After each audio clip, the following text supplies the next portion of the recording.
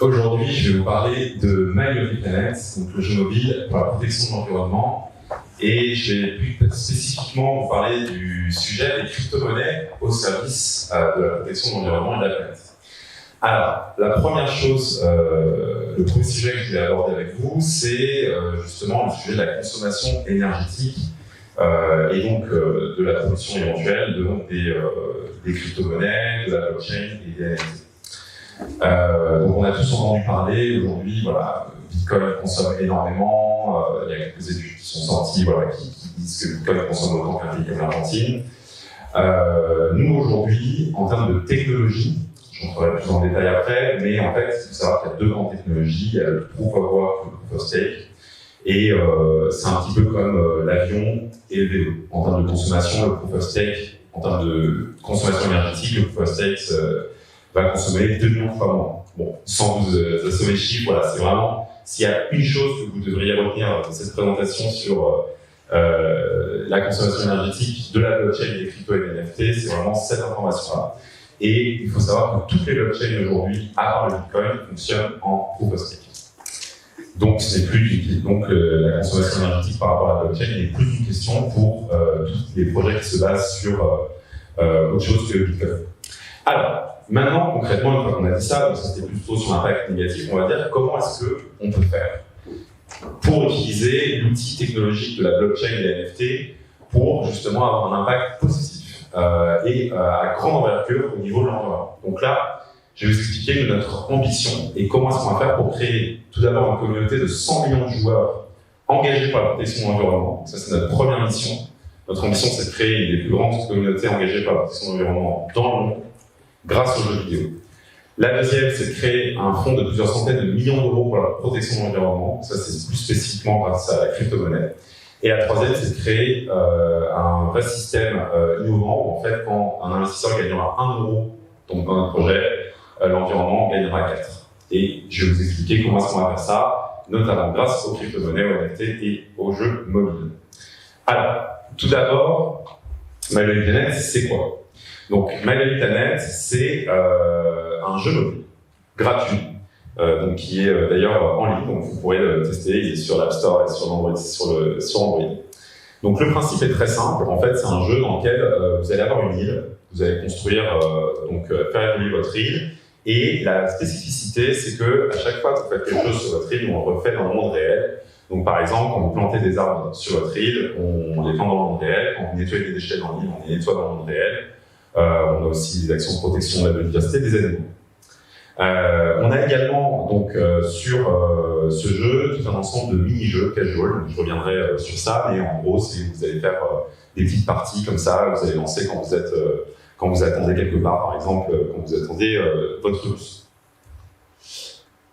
Notre objectif en termes de produits, donc là vraiment je parle en termes de produits, c'est de devenir un des leaders mondiaux du casual gaming. Le casual gaming, c'est quoi? C'est tout ce qui va être Candy Crush, Flappy Bird, etc.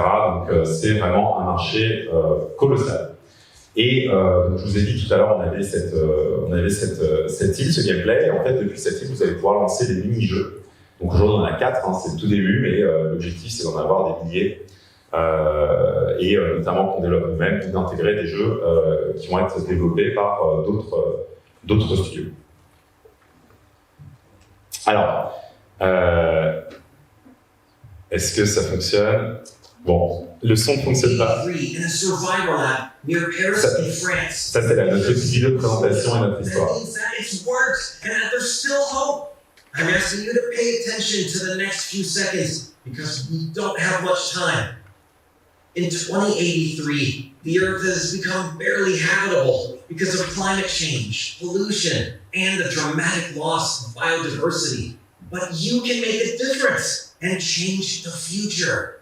Based on our calculations, you should be seeing this video around the year 2022 during the first great pandemic.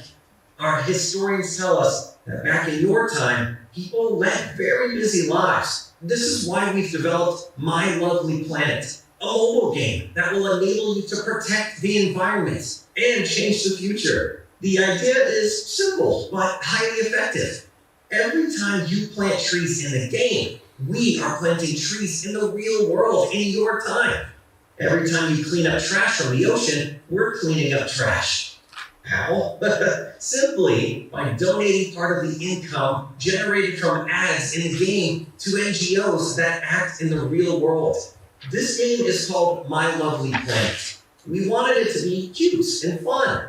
You can start playing today for free. Our hopes rely on you. Oh, and if you're wondering how animals can talk in the future, it's simply that. Voilà, donc ça c'est ça va être notre vidéo de lancement que je vous montre un petit peu en exclusivité. Donc ça c'est toute notre histoire, l'histoire qu'on crée autour de My Lovely Planet. Donc c'est Edward qui est un renard qui habite en France, qui vient du futur, qui vit dans les années 2080 et dans les années 2080 la Terre a subi de gros dommages à cause de la pollution du dérèglement climatique. Et donc ils nous ont envoyé un message, ils ont envoyé ce message un peu comme une bouteille à la mer. Dans le passé, ils ont réussi avec une solution pour nous aider à attaquer justement et à résoudre ces problématiques. Et une de ces solutions, c'est le jeu My Lovely Planet. Et donc, c'est dans le jeu, vous allez avoir Edward qui va vous guider tout au long du jeu sur vos actions, etc. et sur l'impact que vous allez avoir dans le monde réel, grâce à votre jeu. Alors, voilà, ok. En quelques mots, alors, d'où vient My Lovely Planet, pourquoi ce jeu et d'où vient un petit peu cette idée? Alors évidemment, moi je ne suis que le véhicule du message d'Edouard, mais avant My Lovely Planet, donc, il y avait notamment Lilo, qui est une société que j'avais cofondée il y a une dizaine d'années, et donc qui est un moteur de recherche qui finance des associations. Et le principe est un peu le même, en fait, l'idée c'est de reverser 50% des revenus à des assos, donc on a reversé un peu plus de 4 millions d'euros, là on est à 5 millions d'euros reversés. Et donc l'idée avec My Lovely Planet, c'était de faire un projet encore plus ambitieux, avec justement, en faisant x10, donc avec plus de 100 millions de joueurs. Et l'idée derrière ça, c'est vraiment d'utiliser en fait le digital au service de la protection de l'environnement. C'est vraiment ça notre mission. Alors, pourquoi le jeu mobile ? Ce qu'il faut savoir, c'est qu'aujourd'hui, le jeu mobile, c'est une industrie qui représente 130 milliards de dollars par an. Donc voilà, c'est une industrie qui est absolument colossale. Ça se comprend parce qu'en fait, il y a aujourd'hui plus de 2 milliards de joueurs dans le monde. Donc presque tout le monde joue en fait, au jeu mobile. Et en fait, le jeu, c'est un outil extrêmement puissant. Pourquoi ? L'équipe de Fragment, tout à l'heure, on l'a bien expliqué. En fait, aujourd'hui, ce qui est très important, c'est quand vous développez un projet, un produit, une marque, c'est la communauté. Et aujourd'hui, on a notamment une grande résonance auprès des plus jeunes, puisqu'il y a donc quelques études qui sont sorties. On a notamment 2 tiers des jeunes qui sont aujourd'hui inquiets pour leur avenir et anxieux par rapport au dérèglement climatique. Et donc, nous, notre idée, c'est de dire, voilà, il y aura toujours des gens qui vont jouer au jeu mobile, qui vont passer du temps. On avait fait un petit calcul aussi que je peux vous donner, c'est que c'était en 2019, le temps cumulé passé à jouer sur le jeu mobile représente à peu près 5 millions d'années. Donc ça, c'est absolument colossal. Donc voilà, on a 130 milliards de dollars par an, 5 millions d'années de temps cumulé. Et donc on s'est dit, est-ce qu'on ne peut pas s'insérer un peu dans cette industrie, créer un beau produit qui a de la valeur, qui apporte de la valeur et qui donne du sens. Et c'est ça, en fait, My Lovely Planet. L'idée, c'est vraiment de réussir à avoir un impact de manière ludique, de manière fun, et puis aussi de parler de la protection de l'environnement en essayant aussi d'apporter une note de positivité. Alors, aujourd'hui, nous, notre mission, je vous en ai parlé, c'est de créer une communauté de 100 millions de joueurs dans le monde pour la protection de la planète. Alors, 100 millions, ça peut paraître complètement démesuré. Mais ce qu'il faut savoir, c'est qu'aujourd'hui, par exemple, des jeux comme Candy Crush ont plusieurs milliards de téléchargements, mais ont je crois qu'ils sont à 300 millions de joueurs actifs. Donc voilà, on se dit, si Candy Crush l'a fait en cassant des bonbons, on se dit que nous aussi, on veut le faire, et pour notamment la protection de la planète, et que on veut développer un produit suffisamment bon pour pouvoir réunir cette communauté. Et ça, c'est pas du tout anecdotique, puisque 100 millions de joueurs aujourd'hui, si vous arrivez à réunir cette communauté-là pour la protection de l'environnement, c'est vraiment ça serait une première au niveau mondial en termes de communauté de protection de la planète. Alors, cette mission, elle se décline. Aujourd'hui, on a 3 grands axes, qui est la reforestation. Donc la reforestation, c'est, on pourra revenir sur un petit peu de temps, Si vous êtes intéressé sur ça au niveau des questions, mais la reforestation, c'est un des outils principaux qu'on a pour la lutte contre le dérèglement climatique, puisque c'est une des principales solutions aujourd'hui en termes de stockage de CO2, en termes de coût et d'efficacité. Il y a plusieurs études qui sont sorties, notamment Science, Nature, qui sont deux des plus gros magazines scientifiques, qui nous expliquent que par la reforestation, on pourrait capter 2/3 des émissions émises par l'humanité depuis le début de la révolution industrielle. C'est absolument colossal. C'est tout à fait faisable. Donc voilà, après, il ne faut pas le faire n'importe comment, il y a beaucoup de greenwashing aussi, mais si c'est bien fait et que c'est fait de manière respectueuse de l'environnement, on peut faire beaucoup. Donc nous, notre ambition là-dedans, c'est de planter 1 milliard d'arbres, c'est ça notre chiffre qu'on s'est donné. De nettoyer également 1 million de tonnes de plastique des océans, donc ça c'est aussi très important, puisqu'il y a énormément d'enjeux au niveau de la protection de la biodiversité marine. Il faut savoir que les océans, c'est 50%, produisent 50% de l'oxygène qu'on respire dans le monde. Même pour certaines études donnent même plus que ça, donc c'est absolument colossal. Et le plastique a énormément d'impact négatif sur cette biodiversité. Donc nous, notre objectif, c'est ça. Et également de protéger la biodiversité. Donc ça, c'est une mission plus globale. Le bien-être humain. Alors, donc ça, je vous ai expliqué ce que c'est que My Planet, comment est-ce qu'on fait, quelle est notre mission. Donc là, on n'a pas encore trop parlé de Web3, on n'a pas encore trop parlé de crypto, on n'a pas encore trop parlé de NFT. Vous l'avez vu tout à l'heure sur le slide, notre mission elle est urgente, puisqu'effectivement, le dérèglement climatique, il y a une notion de temps qui est très importante là-dedans. Et donc, ce qu'il faut voir avec les crypto-monnaies notamment et les NFT, c'est que c'est un domaine qui va très très vite et qui permet aussi de lever des fonds de manière extrêmement rapide.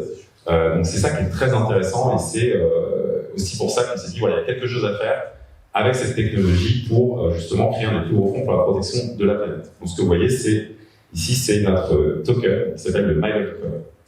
Alors, comment est-ce qu'on va faire? Donc pour vous expliquer ça, je vais d'abord vous expliquer nos sources de revenus, notre business model, on va dire Web 2 classique. Donc aujourd'hui, sur le jeu, on a 2 sources de revenus. C'est très simple, on génère de l'argent grâce aux publicités dans le jeu, donc ça c'est du classique, et les joueurs qui veulent aller plus loin, etc., peuvent aussi faire des achats. Donc là on est sur un business model Web 2 classique, et également ça, je ne l'avais pas précisé, mais pour l'impact, en fait, on reverse 15% de notre chiffre d'affaires à des ONG qui vont agir sur le terrain, donc je reviendrai dessus, mais voilà, c'est comme ça qu'on a cet impact et qu'on transforme l'impact des joueurs dans le monde réel. Bon.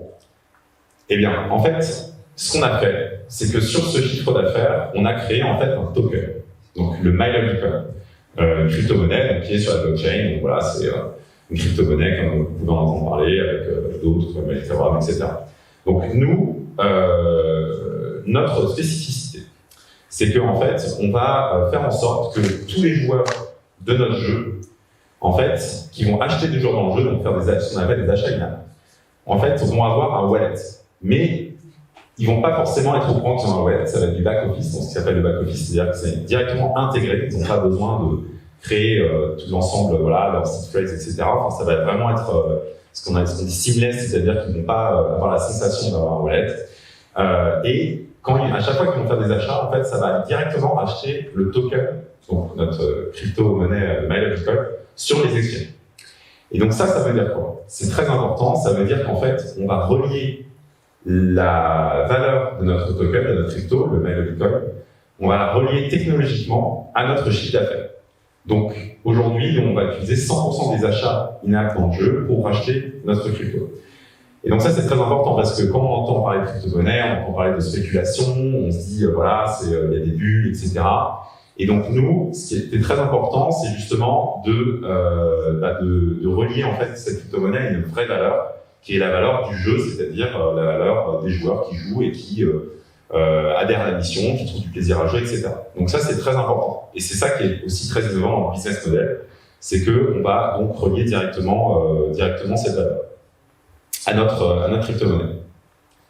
Voilà. Alors, je vous parle un petit peu de ça aussi, ça peut intéresser certains d'entre vous. Donc, ça, c'est un vrai défi technologique. La petite slide que je vous ai montrée ici, là, les deux petites flèches vertes, là, c'est un défi majeur. On n'est pas les seuls, hein, évidemment, à développer et à travailler là-dessus. Donc, l'idée, et ça, c'est un défi majeur pour toutes les entreprises Web3, c'est de faire en sorte que quand vous allez, si vous voulez avoir une adoption massive, donc nous, notre ambition, c'est d'avoir 100 millions de joueurs, donc vous imaginez bien que c'est pas 100 millions de geeks qui vont se créer un wallet et qui vont faire toutes ces démarches-là.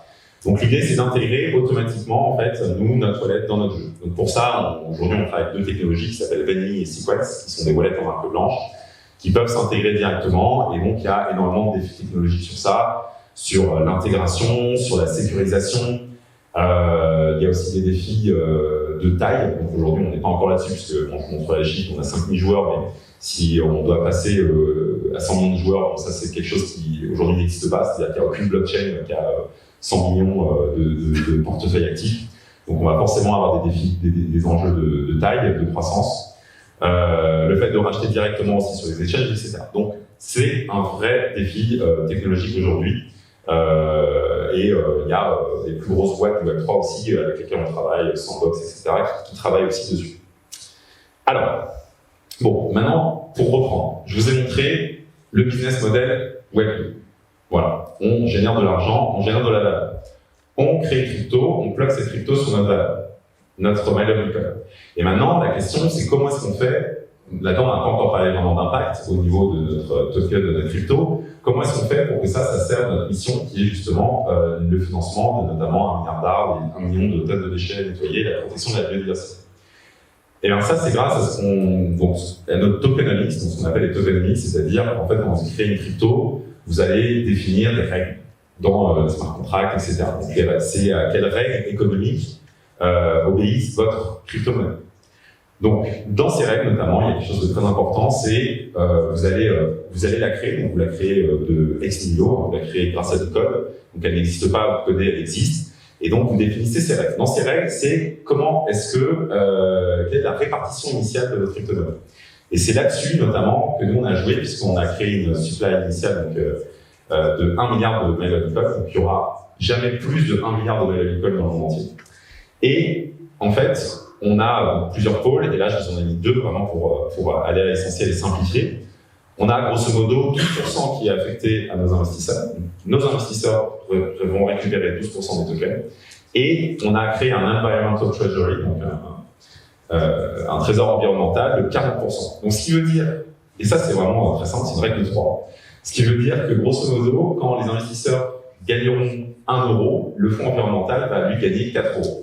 Et en fait, c'est absolument colossal parce que voilà, il y a des crypto-monnaies qui, bon, aujourd'hui, on est plutôt dans un marché un peu compliqué, mais dans un marché haussier, vous avez des crypto-monnaies qui peuvent passer de 10 millions d'euros à 1 milliard de valorisation, 2 milliards, 3 milliards, 10 milliards. Et donc, nous, l'idée, c'était de dire comment est-ce que cette valeur-là, on l'utilise pour l'environnement. On pourra revenir pareil si vous avez des questions, comment est-ce qu'on gère le trésor environnemental, quelles sont les règles, etc. Mais en tout cas, c'est vraiment ça, et c'est pour ça aussi, vous vous souvenez tout à l'heure, je vous ai dit, donc, le dérèglement climatique et la pollution sont des problématiques. Il y a une notion de temps, et donc voilà, ici, grâce à ça, en quelques années, notre ambition, c'est de créer un fonds de plusieurs centaines de millions d'euros, ce qui est absolument colossal et quasiment jamais vu. Enfin, aujourd'hui, à part des milliardaires, il n'y a pas grand monde qui est capable de faire ça. Donc c'est ça la puissance en fait de la crypto-monnaie, des tokens, et donc c'est pour ça qu'on l'a intégré notamment dans notre projet. Alors, bon, maintenant je vous ai expliqué voilà, le jeu, notre business model Web 2, comment est-ce qu'on fait pour intégrer la crypto-monnaie, pourquoi ça sert à l'environnement, et maintenant évidemment la question c'est comment est-ce qu'on va faire pour atteindre ces 100 millions de joueurs. Donc là c'est plus, ça va être plus des slides un peu plus business sur voilà, comment est-ce qu'on va faire pour atteindre ça. Bon, la première chose, ce qui est très important, c'est évidemment l'acquisition des nouveaux joueurs. Donc là-dessus, nous, c'est quelque chose qu'on maîtrise extrêmement bien. On s'est lancé sur les réseaux sociaux il y a un peu plus d'1 an. On a déjà quasiment 500 000 abonnés, notamment sur TikTok. Donc il y a l'organique, des partenariats avec des influenceurs. Voilà, beaucoup de pubs et du bouche à oreille. Bon, là-dessus, je vais pas passer beaucoup de temps. Ah, j'ai le micro qui s'est... peut-être que c'est moi qui l'ai éteint. J'essaie de le redémarrer. Est-ce que ça marche? Oui. C'est souvent comme ça dans l'informatique. Hein, quand vous avez un problème, est-ce que vous avez essayé de l'éteindre et de le redémarrer? Ça règle 90% de vos problèmes informatiques. Bon, voilà. Donc ça, c'est l'acquisition. Donc ça, c'est un modèle voilà, classique. Mais aujourd'hui, c'est pas pour rentrer dans le détail de ce qu'on fait aujourd'hui. c'est pas aujourd'hui c'est en général c'est compliqué, nous on est assez pour la danse, c'est pas la plus grosse problématique qu'on a aujourd'hui. Notre plus grosse problématique aujourd'hui, c'est le produit justement, donc c'est comment faire pour faire en sorte que les joueurs restent sur le jeu, jouent et en fait deviennent des ambassadeurs. Donc pour ça, nous notre vision c'est de se dire, voilà, je vous en ai parlé tout à l'heure, j'ai remis la slide ici, mais c'est vraiment très important, ça c'est pareil, on veut devenir vraiment un hub de jeux casual. Donc là c'est pareil, il y a des énormes défis technologiques, puisque vous imaginez bien que vous ne pouvez pas télécharger un jeu avec 1 million de jeux donc, dessus, donc l'idée c'est de devenir un store, il y a des problématiques aussi, par exemple avec Google, avec Apple, etc. Donc c'est assez complexe, mais c'est très intéressant, et donc ça c'est notre ambition. Donc en fait, il faut qu'on soit ultra performant sur la création justement de tous ces jeux. Ça c'est la première chose. La deuxième chose, c'est que aujourd'hui, donc ça c'est pareil, je fais allusion à la présentation de Fragment tout à l'heure, le fait d'avoir cet engagement environnemental et le fait de le faire de manière transparente, de le faire de manière sérieuse, transparente, et de ne pas faire de greenwashing, ça va créer une énorme valeur auprès des joueurs, et notamment de la jeune génération, mais pas que. Pourquoi? Parce qu'aujourd'hui, en fait, ça apporte une énorme valeur pour quelqu'un de se dire, voilà, mais en fait, j'ai joué 5 minutes, 10 minutes, j'ai l'habitude de jouer, donc peut-être que j'ai pas envie d'arrêter de jouer, mais par contre, je me dis, au moins, j'ai joué et puis je peux voir mon impact. Et ça, c'est une énorme valeur. Et je peux vous donner un retour d'expérience, puisque j'ai pu avoir des entretiens avec beaucoup de fondateurs de studios de jeux vidéo qui ont très très bien marché, donc, que ce soit au niveau d'Ubisoft ou même plus petit, des studios qui ont été rachetés. Et en fait, cette vision-là, de cette valeur environnementale, elle n'est pas encore tant perçue par justement les gros acteurs de l'industrie. Et donc c'est, pour nous, c'est à la fois, c'est entre guillemets une malchance pour l'environnement, mais c'est une chance pour nous en termes de business, parce que c'est un peu notre océan bleu, c'est-à-dire que il n'y a pas encore beaucoup de gens là-dessus, et nous on a développé un vrai savoir-faire, et c'est un vrai avantage concurrentiel. On utilise aussi les NFT. Alors, en fait, c'est génial, parce qu'il y a eu une présentation de fragments avant, donc je vais pouvoir passer assez rapidement là-dessus, mais là-dessus, c'est assez classique, hein. Nous, on a les mêmes problématiques que ce que vous avez expliqué,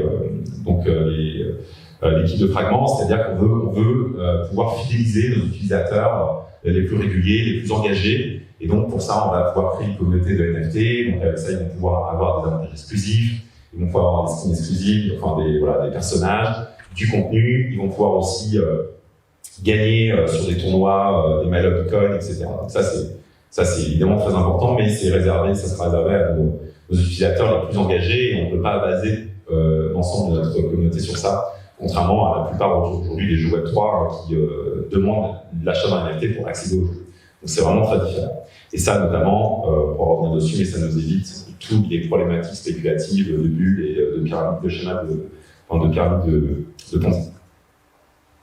Alors, comment arriver à 100 millions? Évidemment, il faut un market fit, c'est-à-dire il faut que votre produit plaise. Et en fait, ça, on le sait parce qu'on l'a testé, on communique notamment beaucoup sur TikTok, donc beaucoup auprès des jeunes. On a eu 100 000 vues, on a eu des milliers de commentaires, donc en fait, on voit que le market fit, pour ça, on n'est pas inquiet, c'est absolument incroyable, parce que ça parle à la jeune génération, le jeu et l'impact.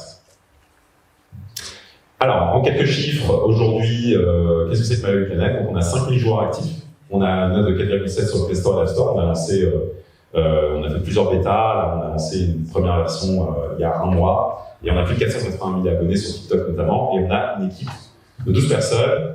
On travaille aussi avec des ONG, donc ça, je reviens dessus, hein, c'est comment est-ce qu'on fait cet impact. Nous, on finance en fait des ONG, mais on a un partenariat très spécifique avec chacune de ces ONG, où on sait exactement pour chaque centime dépensé quel est l'impact. C'est pour ça qu'on peut en fait avoir ce travail de un arbre planté par exemple dans le jeu, il y a un arbre dans le monde réel.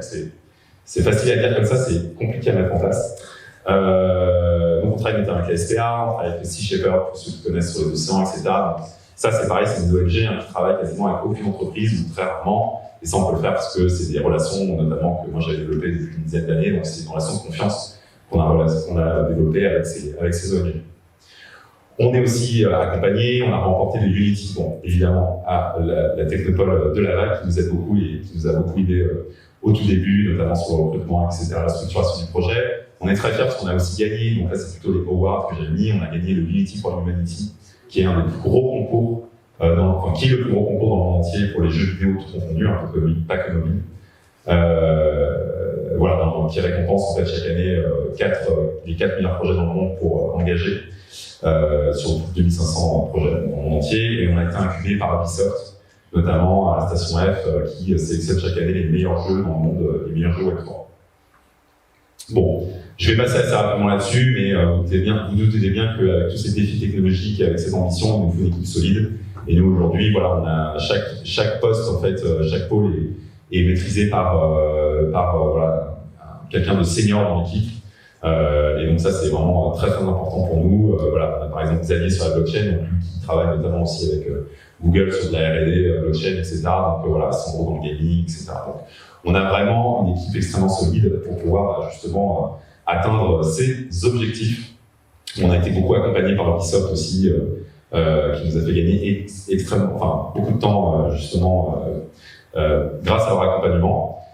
Comme ça, c'était aussi dans le titre de la conférence, les difficultés et les risques. Du coup, je vais finir sur cette slide-là. Quelles sont, si je dois résumer, les deux principales difficultés, et les deux principaux risques. Alors, les deux plus grosses difficultés, le premier, c'est de réaliser un jeu qui génère de la rétention. Et en fait, comme nous, on ne fait pas qu'un jeu, on fait aussi une plateforme, c'est très compliqué parce que, voilà, ceux qui connaissent un peu, créer une plateforme, c'est dur parce qu'il faut beaucoup de contenu, il faut beaucoup d'utilisateurs. Donc ça, c'est la première difficulté, mais je dirais une difficulté business classique. Et la deuxième, qui est une grosse difficulté sur Web3, qui en fait sont deux gros défis technologiques, c'est notamment le wallet intégré. Et le fait de pouvoir acheter directement les tokens depuis les exchanges. Donc on est assez avancé là-dessus. Et ça, c'est une grosse difficulté technologique qu'on a. Et les deux risques, alors il y a des risques externes, notamment dans la crypto, je ne sais pas si ceux qui suivent connaissent les sujets d'FTX, Luna, etc., ce genre de sujets qui ne font jamais du bien à l'écosystème. Et on a aussi des problématiques, notamment, nous et puis surtout aujourd'hui les plus gros, notamment Sandbox, etc., avec Apple, qui crée pas mal de barrières voilà, au niveau de l'adoption des NFT. Et il y a des risques réglementaires, je peux citer MiCA2 donc, qui va être voté dans pas longtemps au niveau français et puis au niveau international. Donc ça, c'est aussi évidemment un risque écosystémique. Pour finir, voilà, où est-ce qu'on en est et où est-ce qu'on va. Donc nous, en avril, on va lancer notre public sale. Donc on a fait une private sale, c'est-à-dire qu'on a vendu les tokens en avance, en fait, avant qu'ils soient publics. On les a vendus à un prix inférieur au prix de lancement. On a levé 600 000 €. Et là, on va faire le lancement de notre public sale. Donc l'objectif, c'est de lever 2 millions d'euros. Et on va faire le lancement du jeu international en avril 2023. Donc on a commencé à recruter une team aux États-Unis. Au troisième trimestre, on va faire le listing. C'est quoi le listing? C'est tout simplement que le My Love Bitcoin va être sur les exchanges, donc sur les places de marché. Donc c'est comme en fait une action qui est, je sais pas, au Nasdaq, qui est au 440, etc. Ça revient à ça. Et au dernier trimestre, on va lancer nos NFT avec notre propre marketplace. Donc ça, c'est un peu les 3 grandes dates de la prochaine année. Donc merci beaucoup pour votre écoute. Et puis là, je vous ai mis une petite slide avec notre mode jour-nuit qui est, voilà, ça c'est juste anecdotique qu'on vient de développer et qu'on va intégrer très prochainement dans l'application avec une petite image vinyle d'un joueur. Merci à tous.